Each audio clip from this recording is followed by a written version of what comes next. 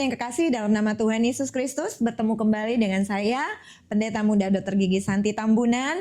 Hari ini kita percaya kita sudah mendapatkan berkat-berkat Tuhan yang selalu baru setiap hari, setiap pagi dalam kehidupan kita. Dan saya selalu menginginkan agar teman-teman jika diberkati lewat layanan channel YouTube ini, kita boleh saling berbagi dan sharing kesaksian. Ada kolom komentar, boleh saling membagikan kesaksian supaya orang lain yang membaca kesaksian kita itu diberkati. Kita rindu kita menjadi berkat. Jangan merasa bahwa kesaksian yang kita akan sharingkan itu terlalu kecil, tetapi percayalah, mungkin ada orang-orang yang pada saat ini juga punya pergumulan seperti pergumulan yang pernah kita alami, dan mereka butuh topangan doa, mereka butuh kesaksian yang hidup, sehingga orang lain juga dapat diberkati lewat kesaksian hidup kita. Bahkan jika ada teman-teman yang membutuhkan bantuan doa, kami juga siap berdoa untuk saudara.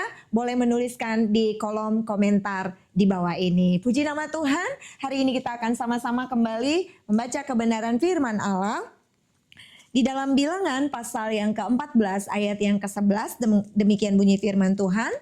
Berapa lama lagi bangsa ini menista aku, dan berapa lama lagi mereka tidak mau percaya kepadaku, sekalipun sudah ada segala tanda mujizat yang kulakukan di tengah-tengah mereka. Haleluya. Kita melihat di dalam Bilangan 14 ayat yang ke-11 ini, kisah dari perjalanan bangsa Israel ketika janji Tuhan atas bangsa ini untuk mereka sampai di negeri perjanjian, yaitu tanah Kanaan. Tetapi kita sama-sama tahu semua bahwa mereka tidak sampai ke tanah perjanjian yang sudah dijanjikan oleh Tuhan, kecuali Yosua dan Kaleb. Kenapa mereka tidak sampai ke tanah perjanjian yang Tuhan janjikan kepada mereka? Karena mereka bersungut-sungut. Di sini kita melihat bagaimana Tuhan juga sedang marah kepada mereka. Berapa lama lagi bangsa ini menista aku? Bangsa ini luar biasa. Selalu kerjanya menista Tuhan. Selalu kerjanya marah dengan Tuhan. Kadang mereka tidak sadar bahwa mereka itu adalah ciptaan, sementara yang mereka nista itu adalah penciptanya. Bahkan ditanya lagi sama Tuhan, berapa lama lagi mereka tidak mau percaya kepadaku, sekalipun sudah ada segala tanda mujizat yang kulakukan di tengah-tengah mereka. Di dalam perjalanan bangsa Israel, yang mereka alami bukan cuma padang gurun, bukan cuma kekeringan, bukan cuma kesulitan, tapi tidak sedikit mujizat Tuhan mereka alami di sepanjang perjalanan mereka. Tetapi ketika mereka menerima mujizat, mereka kuat. Setelah itu, mereka diperhadapkan lagi dengan tantangan, dengan kekeringan, dengan kesulitan. Mulai lagi mereka marah, bersungut-sungut, dan menista Tuhan.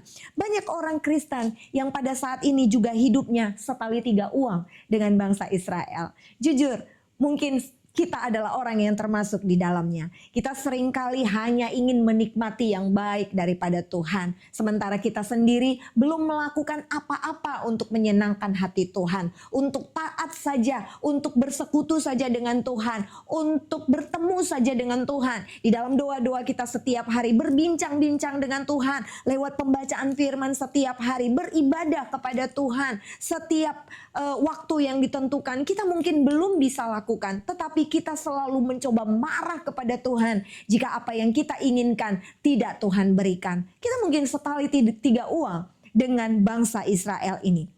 Tiada hari, setiap hari hidup kita isi dengan keluh kesah, menggerutu, bersungut-sungut, dan selalu menyalahkan Tuhan atas keadaan yang kita alami. Ini tidak ubahnya seperti seorang anak kecil yang selalu merengek-rengek, bahkan mungkin sampai tantrum ketika meminta sesuatu kepada orang tuanya dan orang tuanya tidak memberikan. Sampai berapa lama lagi kekristenan kita tetap seperti kanak-kanak? Sampai berapa lama lagi kita hanya ingin menikmati hal-hal yang baik daripada Tuhan, sementara kita sendiri tidak melakukan apa yang sebenarnya Tuhan inginkan? Saat dihadapkan pada kesulitan dan kesukaran, bangsa Israel ini selalu menunjukkan persungutannya. Bahkan kita melihat di Bilangan pasal 14 ayat 2-4, bersungut-sungutlah semua orang Israel kepada Musa dan Harun. Musa dan Harun itu adalah pimpinan mereka, dan segenap umat itu berkata kepada mereka, sekiranya kami mati di tanah Mesir atau di padang gurun ini, mengapakah Tuhan membawa kami ke negeri ini supaya kami tewas oleh pedang dan istri serta anak-anak kami menjadi tawanan? Bukankah lebih baik kami pulang ke Mesir?" Dan mereka berkata seorang kepada yang lain, "Baiklah kita mengangkat seorang pemimpin lalu pulang ke Mesir."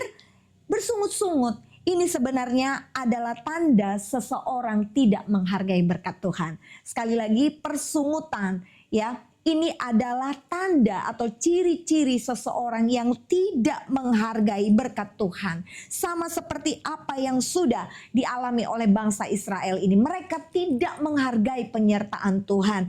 Coba jujur, apakah di antara kita ada yang bisa menambahkan 1 cc oksigen saja atas nafas kehidupan yang kita sudah terima setiap hari? Ataukah ada di antara kita yang bisa memperpanjang umur orang lain atau umur orang-orang yang kita sayangi yang mungkin saat ini sedang ada di rumah sakit atau di ruangan ICU?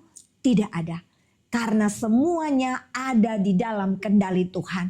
Itu sebabnya mengapa kita yang tidak ada apa-apanya ini marah sama Tuhan, menista Tuhan seperti yang dialami oleh bangsa Israel. Tapi pernahkah kita mengucap syukur untuk hal sekecil apapun yang Tuhan sudah percayakan kepada kita, untuk kesehatan yang sudah Tuhan beri, untuk umur yang sampai saat ini Tuhan masih percayakan untuk kita, untuk kaki kita yang masih diizinkan untuk melangkah, yang kita mau pergi kemanapun, kita masih bisa melangkah. Kemudian bersyukur untuk tangan kita, yang kita mau lakukan apapun dengan keberadaan tangan ini kita masih bisa lakukan. Mungkin kita merasa, itu kan memang sudah harusnya Tuhan kasih untuk saya. Itu kan memang tugasnya Tuhan untuk tetap memberikan saya kesehatan. Itu kan memang tugasnya Tuhan untuk selalu memberkati saya. Sementara kita tidak pernah mengucap syukur untuk setiap berkat Tuhan yang kita alami. Dan apa yang terjadi? Persungutan ini, seperti yang saya katakan tadi, adalah tanda kita tidak menghargai berkat Tuhan dan penyertaan Tuhan dalam hidup kita. Lalu di dalam Amsal pasal yang ke-21 dan 23, siapa memelihara mulut dan lidahnya, memelihara diri daripada kesukaran. Mungkin selama ini mulut dan lidah kita terlalu sering mengucapkan kata-kata yang berhubungan dengan keluhan. Apapun yang dihidangkan di hadapan kita, kita selalu mengeluh. Yang terlalu asin lah, yang terlalu pedas lah, yang terlalu banyak lah, yang terlalu sedikit lah. Menu-menunya ini saja, yang kurang garam lah, tawar lah, kurang bumbu inilah. Ya, bahkan mungkin kita juga selalu tidak mengucap syukur untuk apa yang saat ini menjadi pakaian kita. Kita selalu ingin sesuatu yang baru setiap hari, ya. Tidak pernah bersyukur untuk anak-anak kita. Kita selalu mengeluh, padahal anak-anak itu Tuhan sudah percayakan untuk kita. Kita selalu mengeluh terhadap pasangan hidup kita atau siapapun, orang tua kita. Bahkan kita menyesal dilahirkan menjadi anaknya. Wow, luar biasa. Sama seperti bangsa Israel ini tadi. Mereka berkata, lebih baik kami mati di Mesir daripada kami dibawa sampai kemari. Lebih baik kami mati karena kekenyangan. Di bagian lain, bangsa Israel ini juga mengatakan seperti ini, daripada mereka ada di padang gurun dengan segala kekurangan. Dan pada akhirnya, sebenarnya Tuhan memberikan banyak mujizat bagi mereka. Mujizat yang sebenarnya harus membuat mereka takluk kepada kekuatan kuasa Tuhan. Tetapi di sini kita melihat bahwa apa yang dilakukan bangsa Israel ini tidak ubahnya dengan apa kecenderungan yang banyak dilakukan oleh manusia-manusia di zaman ini. Tapi ada yang kita tidak boleh lupa, bahwa kesukaran-kesukaran yang kita alami, kita harus sadari bahwa itu mungkin karena kesalahan dari ucapan-ucapan kita. Pelihara bibir dan mulutmu, kata Amsal 21 ayat 23, agar kita terpelihara dari yang namanya kesukaran. Kemudian di dalam Bilangan pasal 14 ayat 22 dan 23, di sini Allah kembali memperingatkan mereka. Semua orang yang telah melihat kemuliaanku dan tanda-tanda mujizat yang kuperbuat di Mesir dan di padang gurun, namun telah 10 kali mencobai aku dan tidak mau mendengarkan suaraku, pastilah tidak akan melihat negeri yang kujanjikan dengan bersumpah kepada nenek moyang mereka. Semua yang menista aku ini tidak akan melihatnya. Teman-teman yang terkasih, banyak orang yang berpikir bahwa Allah kita Allah yang penuh kasih, Allah yang mengampuni, Allah yang pasti tetap akan memberkati kita, Allah yang gak pernah marah, Allah yang kalaupun saya berbuat salah minta ampun dia pasti tetap menerima saya, Allah yang berbaik hati, yang selalu legowo dan menerima apapun yang saya lakukan. Karena Tuhan tahu bahwa saya manusia yang terbatas, yang punya banyak kelemahan. Kasih Tuhan bukan hanya kasih yang dipenuhi dengan kelemah lembutan, tapi kasih Tuhan juga adalah kasih yang dipenuhi dengan teguran dan hajaran. Bahkan apa yang tertulis di dalam bilangan tadi yang kita bacakan, kasih Tuhan di sini adalah kasih yang harus dinyatakan berupa teguran dan hajaran, dan ini adalah klimaksnya. Ada waktunya teman-teman yang terkasih bahwa Tuhan mendatangkan atau menyatakan kasih-Nya dan tidak bisa diubah lagi. Jangan hanya berpikir bahwa kasih Tuhan itu adalah kasih yang bisa kita permainkan. Tapi kita melihat di sini puncak kemarahan Tuhan. Bahkan Tuhan menghitung. Di sini dicatat 10 kali mereka mencobai aku, tidak mau mendengarkan suaraku. Tuhan hitung. Berapa banyak kita bersungut-sungut kepada Tuhan. Tuhan hitung. Berapa banyak kita menista Tuhan. Tuhan hitung. Berapa banyak kita berkeluh kesah atas setiap berkat yang Tuhan berikan kepada kita. Tuhan hitung, teman-teman. Jangan kita berpikir bahwa Allah kita hanya tugasnya mengampuni, tapi tidak menghajar kita. Kita melihat di sini bahwa Tuhan menghitung perbuatan-perbuatan jahat bangsa Israel itu. Dan apa yang terjadi? Dan tidak mau mendengarkan suaraku, pastilah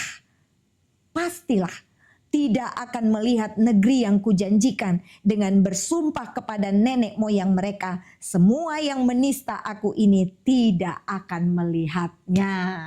Mari sama-sama kita perhatikan di sini teman-teman yang terkasih. Sekalipun Tuhan kita itu panjang sabar, sekalipun Tuhan kita itu adalah Allah yang penuh kasih, sekalipun Tuhan Allah kita adalah Allah yang maha mengampuni, jika kita mengaku dosa kita, Dia adalah Allah yang setia dan adil yang akan mengampuni segala dosa dan pelanggaran kita.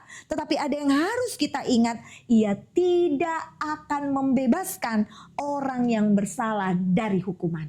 Sekali lagi, Tuhan tidak akan membebaskan orang yang bersalah dari hukuman. Haleluya. Bukan tergantung sudah berapa lama kita menjadi anak Tuhan. Bukan tergantung sudah berapa lama kita menerima Yesus Kristus sebagai Tuhan dan Juru Selamat. Bukan ketika kita sudah terima Yesus sebagai Tuhan dan Juru Selamat dalam hidup kita, maka kita percaya walaupun kita tidak hidup seturut dengan kebenaran firman Allah, walaupun kita menjadi orang-orang yang selalu menista Tuhan, yang selalu berkeluh kesah, bahkan selalu bersungut-sungut tentang keberadaan dan kasih Tuhan dalam hidup kita, nanti kita tetap akan masuk surga?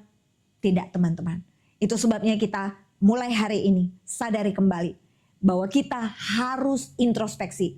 Apakah ucapan kita, bibir mulut kita, setiap ucapan syukur yang keluar dari dalam hati kita, yang keluar dari mulut kita, benar-benar semua sebagai bukti ucapan syukur kita atas setiap hal yang Tuhan sudah lakukan bagi kita.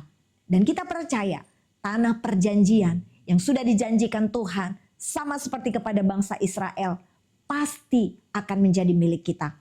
Jadi sebenarnya bukan Tuhan yang menunda-nunda kita untuk diberkati. Bukan Tuhan yang menginginkan kegagalan untuk kita tidak sampai di tanah perjanjian, untuk tidak sampai di tanah Kanaan, tetapi kitalah yang membuat semua perjanjian itu dibatalkan. Kitalah yang membuat akhirnya kita tidak menerima janji-janji Tuhan itu. Pada hari ini, mari kita minta ampun kepada Tuhan. Jika selama ini kita menjadi orang-orang yang terlalu banyak berkeluh kesah, terlalu banyak bersungut-sungut, mari kita ganti dengan banyak memuji Tuhan. Mengucap syukur kepada Tuhan. Nyanyikan kidung pujian yang menyenangkan hati Tuhan. Untuk hal sekecil apapun, kita selalu berterima kasih. Mari setiap hari kita berterima kasih untuk hari yang Tuhan berikan. Kita berterima kasih kalau sampai hari ini kita masih diberikan nafas kehidupan. Kalau sampai hari ini kaki kita masih kuat untuk melangkah. Kalau sampai saat ini kita masih diberikan kekuatan untuk bisa bekerja keras. Sampai saat ini kita masih diberikan hikmat, kepintaran, kebijaksanaan untuk kita dapat menyelesaikan semua tugas-tugas yang dipercayakan kepada kita. Bahkan anak-anak muda, engkau yang pada saat ini mungkin sedang punya tingkat stres yang tinggi dengan perkuliahanmu, atau siapapun yang pada saat ini sedang mengurus tugas akhirnya. Biasanya pada waktu mengurus tugas akhir, sepertinya semua terlihat seperti jalan buntu. Tidak ada jalan keluar. Ada rasa takut yang menghampiri, ada rasa segan ketika hendak menjumpai dosen pembimbing, dosen penguji, atau siapapun. Ada ketakutan, ada ketidaksiapan, sehingga mereka-mereka yang mungkin saat ini menjadi batu sandungan untuk kita, membuat kita semakin lemah, semakin lemah, semakin lemah. Mari bangkit pada hari ini. Kita percaya ketika Allah yang sudah memulai pekerjaan yang baik, jika kita berjalan bersama-sama dengan Tuhan, Tuhan pasti akan memampukan kita hari ke hari untuk menyelesaikan apa yang Tuhan sudah mulai. Haleluya. Jangan mengakhiri jika belum saatnya berakhir. Jangan ada di antara kita yang berpikir untuk mengakhiri hidupnya karena merasa semua tidak ada jalan buntu. Ingat, hari ini saya mau katakan, hari ini juga ada masa depan yang penuh harapan yang Tuhan janjikan bagimu. Hari ini juga ada kemenangan yang Tuhan akan nyatakan buatmu. Hari ini juga engkau akan diberikan hikmat sehingga engkau dapat menyelesaikan semua tugas-tugas perkuliahanmu. Kau harus bangkit karena Tuhan punya rencana yang luar biasa atasmu. Bagi yang saat ini sedang dalam keadaan sakit, ini bukan akhir dari hidupmu. Tapi pada hari ini, dimanapun engkau berada, sedang dalam keadaan sakit, mungkin di rumah sakit, mungkin di rumah, saya mau katakan bahwa bilur-bilur Yesus yang penuh dengan kesembuhan itu akan menjamah engkau, akan menyembuhkan engkau pada saat ini. Dalam nama Yesus, karena Tuhan belum selesai dengan hidupmu, perjalananmu masih panjang, dan Tuhan akan berikan hari depan yang penuh harapan bagi engkau. Mari bangkit dan kita percaya tanah perjanjian yang dijanjikan itu pasti menjadi milik kita semua. Tuhan Yesus memberkati kita semua. Haleluya.